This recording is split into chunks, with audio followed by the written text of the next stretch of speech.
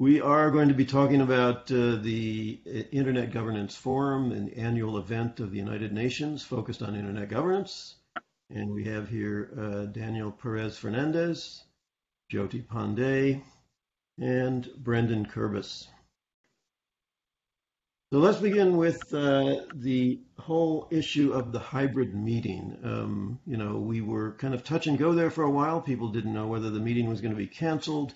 And unlike ICANN and certain other internet governance institutions, the Polish government host made the decision to go ahead with the meeting in hybrid format. So I was there on site, and I found it to be a very well organized meeting. And of course, the cavernous halls of the sessions were mostly empty. However, there were a lot of people there, especially from Europe. Maybe about 700 is what I heard who were on site. And they say that 3,000 people registered for it. And I really enjoyed the ability to run into new people and to touch base face-to-face with people we already knew, and found that to be a really important form of sort of rebonding around this internet governance community. How did it feel from people who are watching remotely? So I had mixed feelings. I think the hybrid format was great because it suddenly jolted you into remembering how fun IGF was, attending the in-person meetings, the spontaneous interactions. But I also feel that for countries like India, where we couldn't contemplate, at that time traveling, having the option to log in virtually was pretty significant. And I think going forward, IGF is going to have to invest a lot into making virtual participation a reality, pandemic or no pandemic. Yeah, that's a great point, Jyoti. I think we do need to give the Secretariat a little bit of credit. I mean, we've all been participants in IGF for a long time, and I think we've seen it come a long way since the early days and since the early online version of IGF meetings. I agree with most of the comments that were mentioned earlier. I joined, I'll just a couple practical things. I joined from 3 different locations in the U.S. during the space of the IGF over 4 or 5 days. So that made it super convenient. One thing I did want to point out was that while the sessions were kind of early for me on the U.S. East Coast, they certainly weren't difficult to make. However, I don't know exactly how the scheduling worked out for our colleagues in Asia. I don't know if the timing worked very well for them overall. I know that they had planned some of the sessions, for different time slots, but I think that definitely needs to be looked at closely if online continues. And then, just practically, I love the fact that I didn't have any jet lag and no travel colds. I think the hybrid format is here to stay, and I do agree that the IGF needs to invest resources into making it, kind of a world-class hybrid event. So I will say that the fears that some had that it would turn into some kind of a super spreader event were unfounded.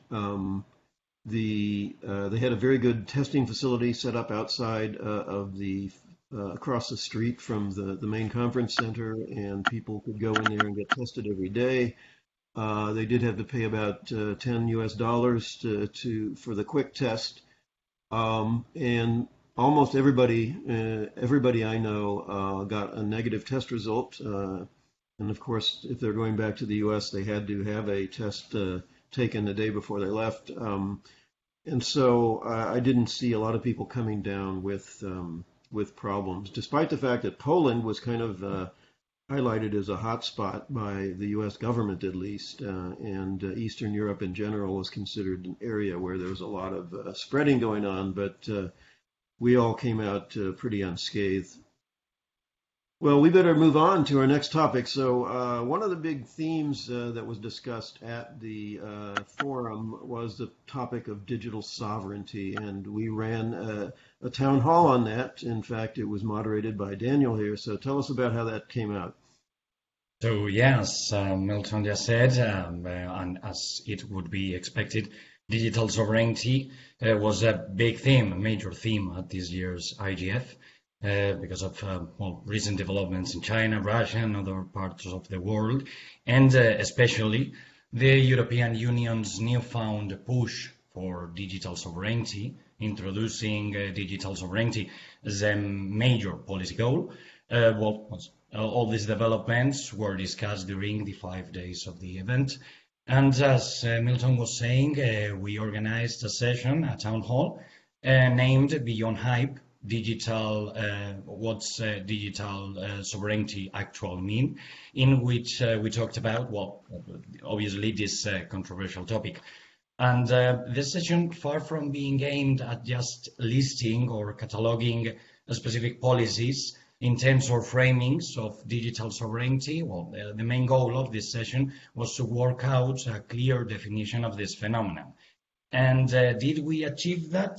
I think we didn't, because what the session revealed is that there is wide disagreement on the key tenets of digital sovereignty, because for starters, there is wide disagreement on who is and on who may, could, or should be regarded as the holder of sovereignty or of sovereign rights. And I think that history of political thought shows us at least, that the holder is and always has been the state, or the nation state.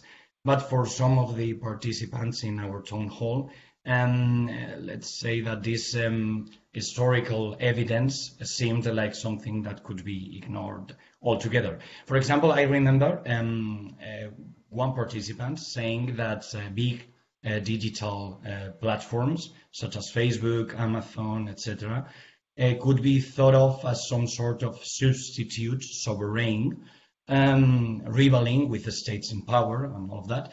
And I also remember some participants pushing for the idea of citizens becoming digitally sovereign, as if citizens by themselves could be able to enforce such rights and obligations without some other entity above them making sure this happens.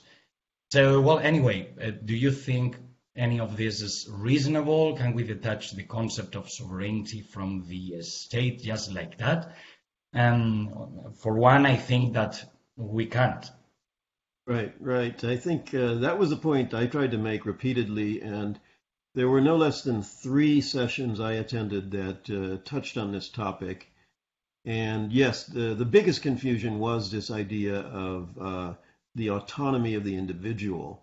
And so there's a whole sort of movement around something called self-sovereign identity, in which people are trying to create technical systems in which individuals control their own data, which is fine, and it's typical of kind of the technological utopianism. Remember the State Department funded a program and gave a lot of money to this anarchist who had a program he called Freedom in a Box. And he would give some equipment to people around the world in authoritarian countries, and that would make them free.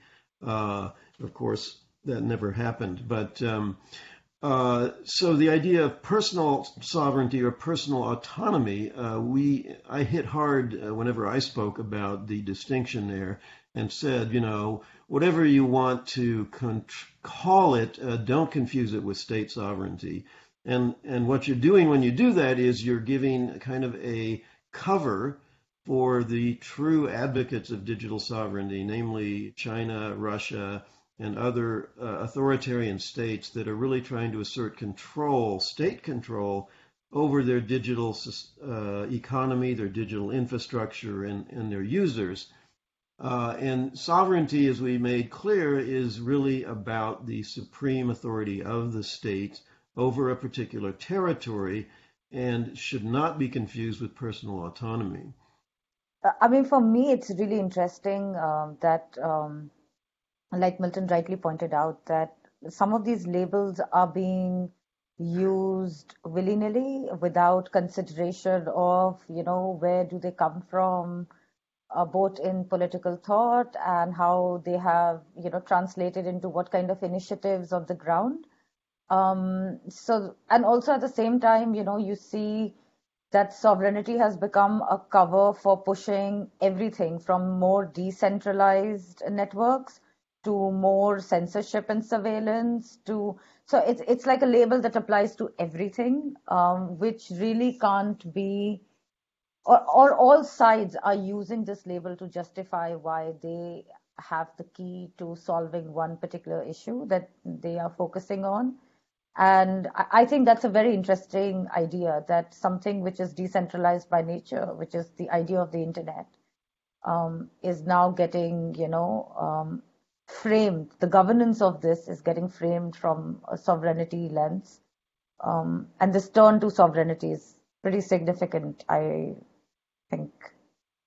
Well, I think the biggest confusion comes from the European advocates of digital sovereignty. So if you look at what the European Commission is doing under the name of digital sovereignty, it really conforms to the classic notion of state sovereignty. They're trying to create a European cloud. They're trying to create a European chip industry. So they're trying to bring into their territory various forms of digital infrastructure that they can control. However, when it comes to GDPR, this was frequently cited by many defenders of the idea of European sovereignty. They said, oh, look, this is an example of European sovereignty, protecting the rights of individuals. And so, therefore, there's a connection between personal autonomy and state sovereignty. And in some sense, that is correct that the European law, which of course they're exercising as part of their shared sovereignty in the European Union, European law is creating the protections of the GDPR. However, if you're defending sovereignty, you would also have to defend the right of a state to do the opposite, to violate any privacy rights, to surveil everybody, because that's an exercise of their sovereign rights. So what they're really saying is that they support laws and rights to privacy that are implemented in the GDPR. They're not necessarily supporting sovereignty per se in the traditional territorial sense. Indeed, one of the key features of GDPR was that it did have extraterritorial effect and affected, because of the interdependencies, data governance all over the world. But we may need to move on here. Okay, so Milton presented this framework at our. So basically, the workshop was about multi-stakeholder initiatives that have emerged around content governance, and IGP, along with some other civil society organization, has been working on developing a framework to analyze these initiatives, to test out if the claims of being multi-stakeholder holds true. We've developed three criteria, namely decision-making authority, membership, and funding. I'll leave Milton to come in and elaborate on the framework, but the workshop essentially focused on getting feedback from representatives of these three initiatives to figure out if our classification was, if they agreed with our classification and where we had pegged their organizations and institutions, these initiatives along our criteria. We also wanted to get civil society's feedback on further expanding this framework to see if this can go into a broader direction. And so the workshop was useful in both these aspects. I'll come to what each of these folks said after Milton. Do you want to break down the framework a little bit? Right. Well, I think the point of creating a framework was that the term multi-stakeholder has become a good thing to be, right? So many of these initiatives are claiming to be multi-stakeholder, and indeed almost everybody is claiming to be multi-stakeholder in one way or another. So we were not interested so much in creating a normative framework and saying this is good or bad. We were interested in saying, what is it? What really is the role of civil society and open participation in these various governance mechanisms? So we created a kind of a three-part framework. First of all, talking about how much authority the multi-stakeholder unit has. Is it purely advisory? Are you just saying, hey, civil society, give us some advice? Or are you actually involving them in decision making? And there's various gradations and ways you can do that. And secondly, and you helped a lot with this part of the analysis, Jyoti, what is the membership of the unit, right? First of all, how is it structured representation? Do you have like 5 civil society slots and 5 government slots or 5 business slots? Or is it more loose? And given whatever the representation structure is, how do people get selected to be on it? Are they bottom-up nominated by people in these different stakeholder groups, or are they selected in a top-down fashion by the person running the group? And that gets into, there's a lot of complicated variations of that.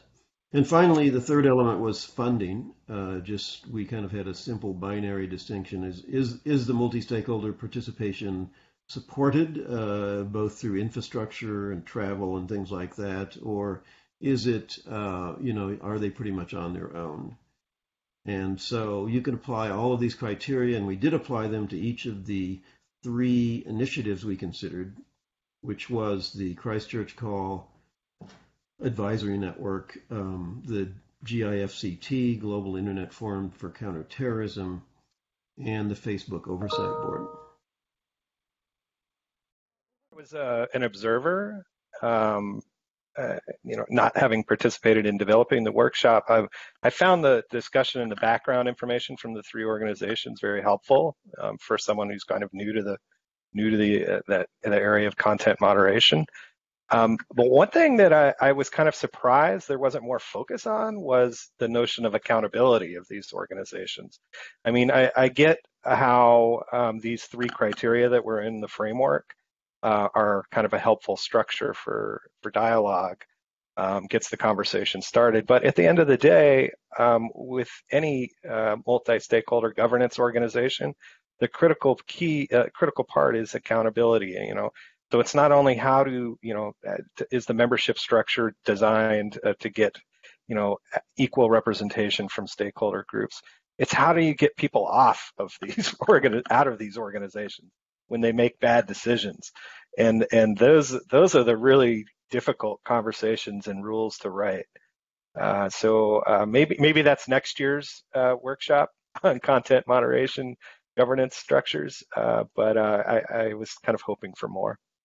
No, I mean, Brendan, that is exactly right. So the framework is pretty much a work in progress. This was, one of the first few.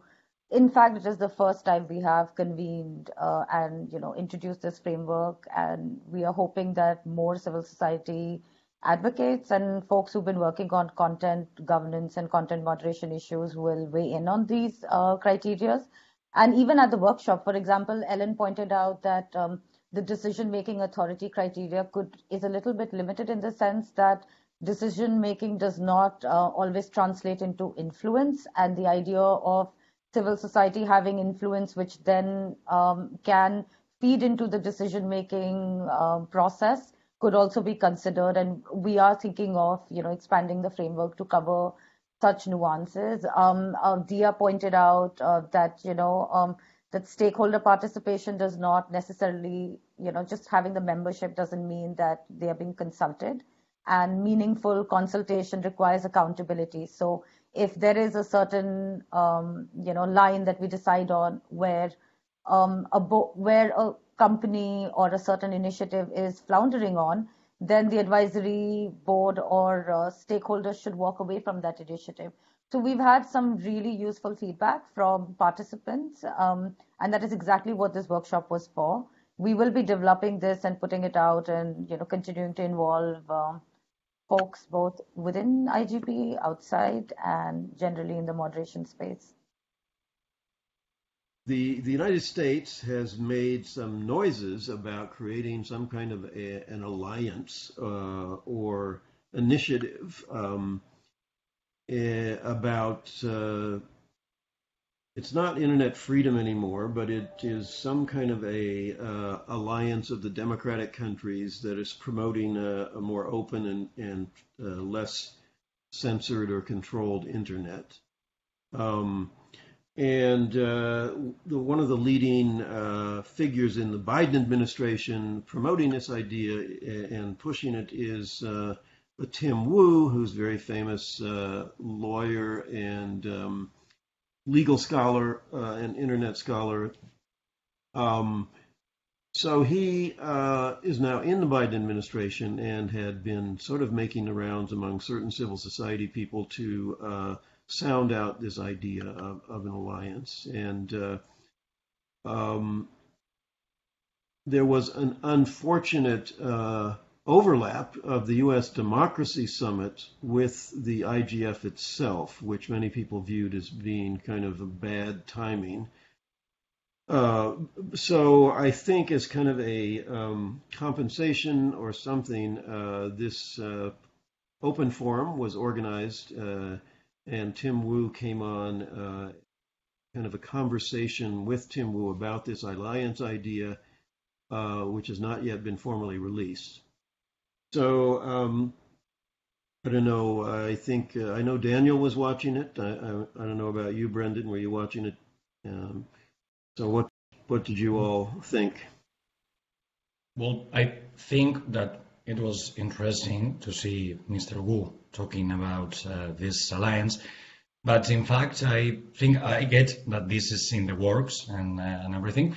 But I think that what Mr. Wu did during the IGF was to show some sort of teaser for the movie trailer the US government is preparing.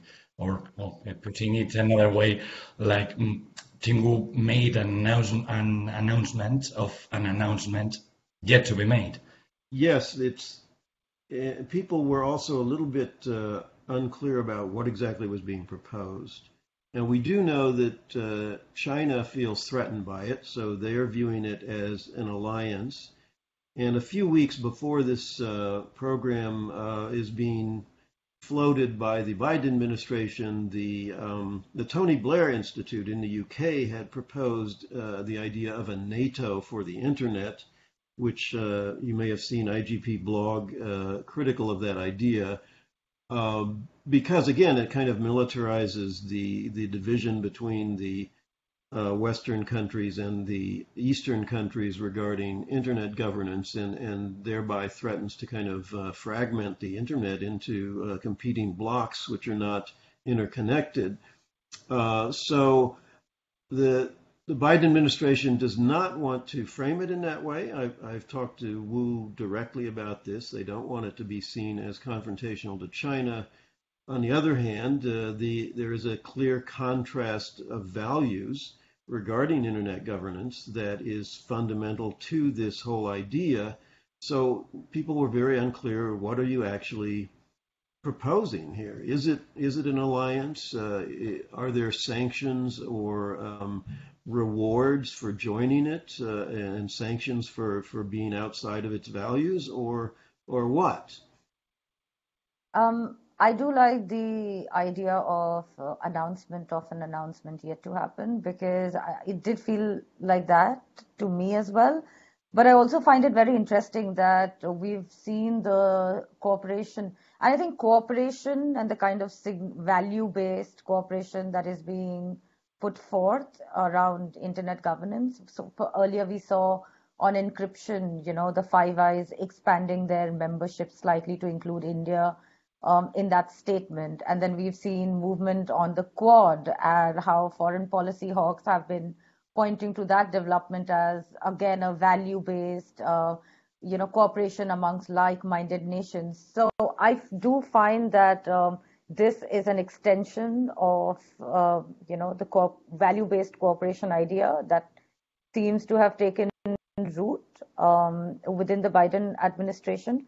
But for me, sitting in India, when I saw my leader at the summit, not at the IGF, but at the summit, it felt a little strange because we've seen, press freedom decline in India, and censorship and surveillance is the highest it has ever been. There's been internet shutdowns. So for my leader to go and stand at this democracy summit, I mean, what does it really mean?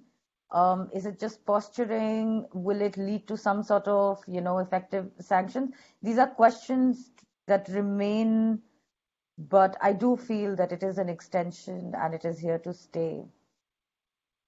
Well, it reminds me, again, it's not just the 90s, it's the 60s and 70s. So it's the Cold War, right, where, we were allegedly leading the free world against communism. And of course, communism was, despite all of the flaws of the U.S. and the way it polarized developing countries into this system of competition, the U.S. system, I think, was better in terms of being more free market and more liberal and democratic. But many things that we did in the name of this competition were very bad, right? So the Vietnam War, or all of the little the support for client states and dictatorships in Latin America and Africa was not the kind of thing that you would think of as being promoting certain values.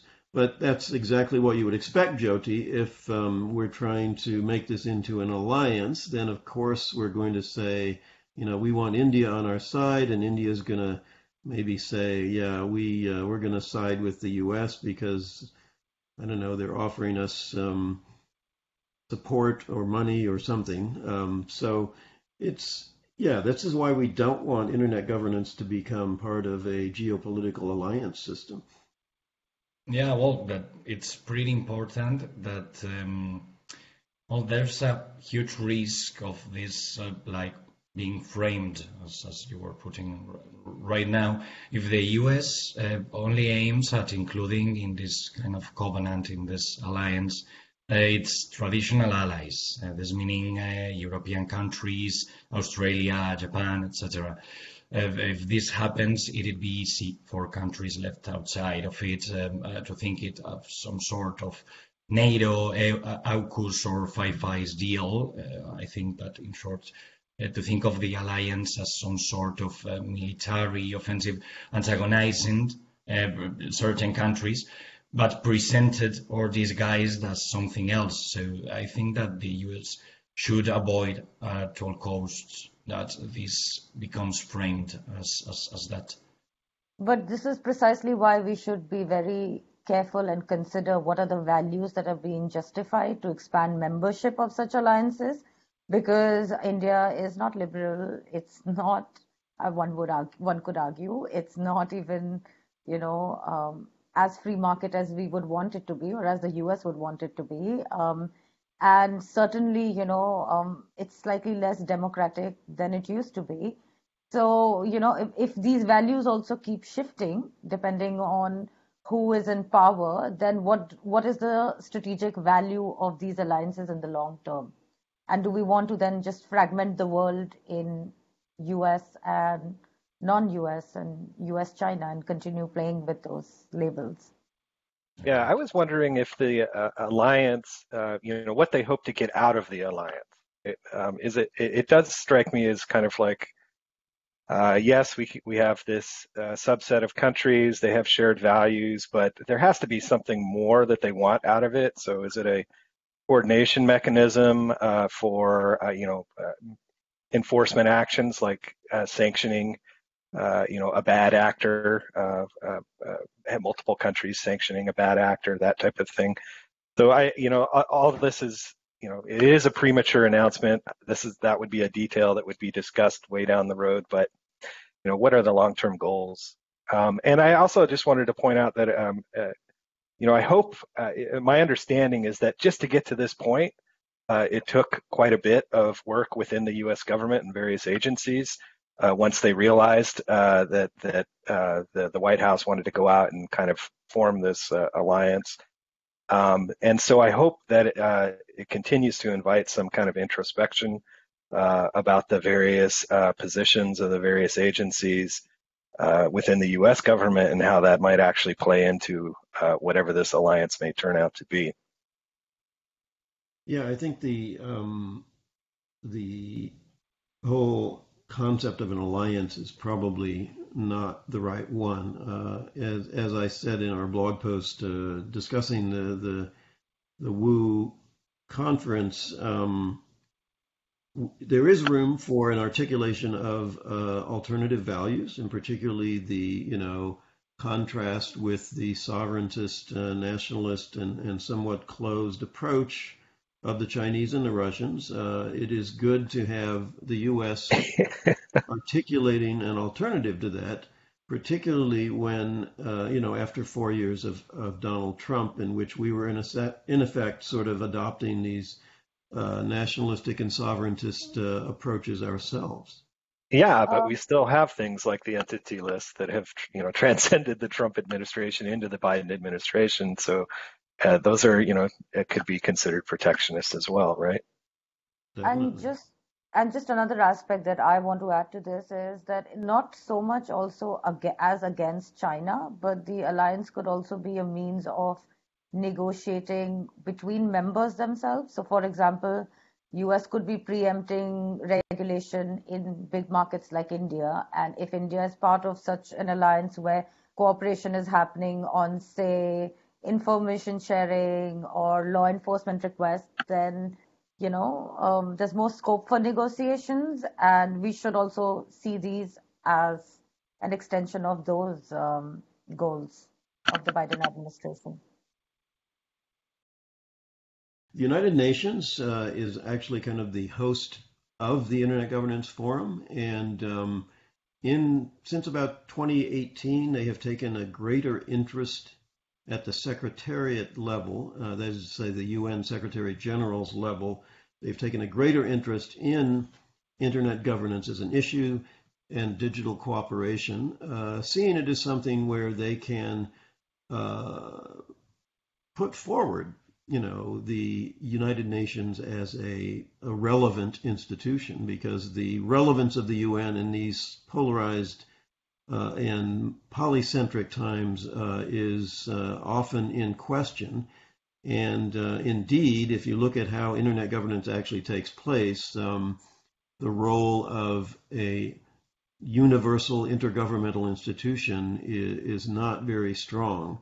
So what is the role of the UN? Well, they've been promoting this idea of digital cooperation, as I said, since 2018, and they have a very ambitious agenda of good things that they want to promote, everything from universal broadband access to, the various sustainability goals and so on. So the UN has started to look at the IGF as something that they could somehow strengthen in order to increase the relevance and the role of the United Nations. And as part of this, they proposed this IGF leadership panel, which would be a group of 10 high-level people. This is their favorite word, high level. So it means, business, it means CEOs, and in government, it means ministers or above. And in civil society, they don't know quite what it means, but I guess they want CEOs of civil society organizations, meaning large, well-established civil society organizations. And there was some pushback against this idea. Of course, the IGP was part of the people criticizing this idea, saying that it really is a misconception of what the IGF is, and that at best it would not do anything different, but at worst it would create kind of a stratified and more hierarchical IGF in which, some people were more important than others instead of having this broad multi-stakeholder networking going on. So we did issue a letter challenging the idea of a leadership panel with an unusual ally, the JustNet Coalition. And that did attract attention from the United Nations office leading the IGF. And there was a main session that I was on in which we debated the future of digital cooperation and what kinds of reforms of the IGF needed to be made.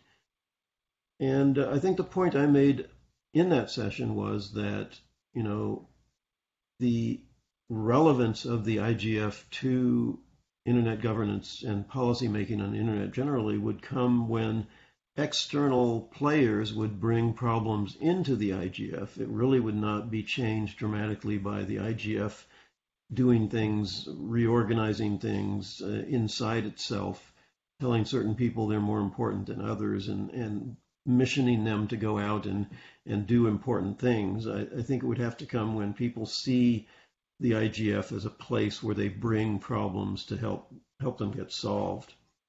And I made that point with the people from the Tech Envoy's office of the UN, and they were somewhat sympathetic to that. And we talked about Biden administration's alliance idea as an example of that. Why didn't the U.S. sort of bring this whole idea into the IGF in full force and use it as a space for digital cooperation? So it's certainly IGF moving away from being a multi-stakeholder space where different people could convene, irrespective of their views and differences, into a more state-centric multilateral governance regulation mode. And I'm not sure if there is enough consensus on the fact that IGF should move in that direction. So, I mean, before we even consider the pros and cons of, moving ahead with this, we should question the decision making that went into kind of introducing these concepts and who were the limited people who have been advising and pushing for this. Obviously, there is, I think a little bit of this is driven by the fact that IGF, one of the criticisms levied against IGF is the lack of outcomes, and that, regulation seems to be moving ahead and is getting fragmented into different venues. So as the space that existed, as the only space that existed that could convene various stakeholders on different issues so far, the IGF is going through a bit of an identity crisis, and which is correct because things are moving on. But going through an identity crisis, just to then listing out that this is what I'm going to finally evolve into, there's a gap, and I don't feel that gap has had enough consultation and enough viewpoints that have been considered. And I think it's little. I think the agenda is moving too fast, and there should be some more careful consideration into how should the IGF evolve, if it at all needs to evolve. Well, the evolution process has been going on, like I said, since 2018, and they have all these elaborate plans for the IGF Plus, and they did a lot of consultation. But again, it was sort of based on this idea that you create a panel of important people, right? Maybe 10 or 15 people who have big names, Jack Ma, Bill Gates, or Bill Gates's wife, or some big executive in a tech firm, and some major civil society representatives, and they go off and they come up with an agenda, and then we're all supposed to, sort of fall in line behind this agenda. And to me, that's just not the model by which the IGF does work or can work. Exactly. It's not an organization. It's a networking forum. It's a ideas and discussion forum, and should be content with that. I mean, I think there's value in that. Yeah, and this is nakedly an attempt to bring decision-making authority into the IGF structure, which is a dangerous part because, from the WSIS times, the IGF was never convened with the idea of having decision-making authority, but it was rather to bring together stakeholders to be able to iron out differences, or to get fresh perspectives. And I think there is a transformation of the idea of the IGF that is being undertaken through this process. And I'm not sure if it's been inclusive enough. So I'm unclear where this hypothetical leadership panel exists vis-a-vis the MAG in terms of making decisions about the IGF. Because the MAG has kind of a mixed track record, I guess, the nice way to put it. Some years they seemingly don't do much. Other years they really, make an effort to influence how dialogue occurs at the IGF in a good way. And this leadership panel could be very inconsequential at the end of the day, if it indeed happens. It could be very inconsequential. It could just be, like Milton suggests, some talking heads that kind of position the IGF within the UN system and kind of position the IGF vis-a-vis other talking forums like WEF. And it might be a favorable outcome, right? It might raise the profile of the IGF, which would be arguably a good thing. But I think for my concern, and I think kind of the concern of the IGP as an organization that really sees the value in kind of the bottom-up discussion of different opinions within the workshops in particular, is that this leadership panel moves the IGF away from that, and that would be very unfortunate. I do want to point out that the MAG just recently announced its new constitution, its new membership, and it seemingly has some renewed interest from business, which is a good thing. Paul Mitchell, who was formerly at Microsoft, he's leading the MAG now.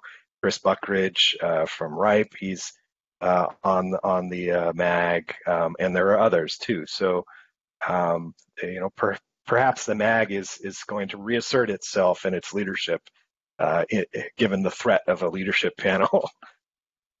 But the MAG and the leadership panel, so the MAG is basically, it convenes the IGF, and beyond, choosing the workshops and, deciding the kind of dialogues that will take place at the IGF, it really doesn't get into decision-making authority. But I think the leadership panel the vision is that it will, push conversations and highlight areas that need more focus, and will be the driver of that regulatory attention. And I think fundamentally the vision for what the MAG is and the leadership panel are too much in conflict to ever be resolved. So I think it is, if a strong MAG does emerge, then I think contestation is where, I think there's going to be contestation with the leadership panel rather than more cooperation. Well, one thing that everybody sort of who is an insider told me in Poland was that the leadership panel will happen. It's been decided. The question is, how much credibility does it have? Many civil society organizations were very reticent to submit nominations to it. The technical community was also unenthusiastic about it, but did submit some nominations. So how much authority and credibility the leadership panel has, I think, remains to be seen. All right. Well, I think that's our wrap on the 16th Annual Internet Governance Forum. We do think that there's an important role for the IGF in convening this community of people around internet governance, even if it's not a policy-making organ. And these kinds of discussions that we just had are examples of the kinds of things that it facilitates. So, Indeed, looking forward to face-to-face IGFs, hybrid, and more collaboration with our IG colleagues. So on that note, this conversation comes to an end. Thank you for joining us. We hope to be having this conversation face to face at the next IGF. And stay safe, everyone. Happy holidays. Hope everybody has a pleasant new year.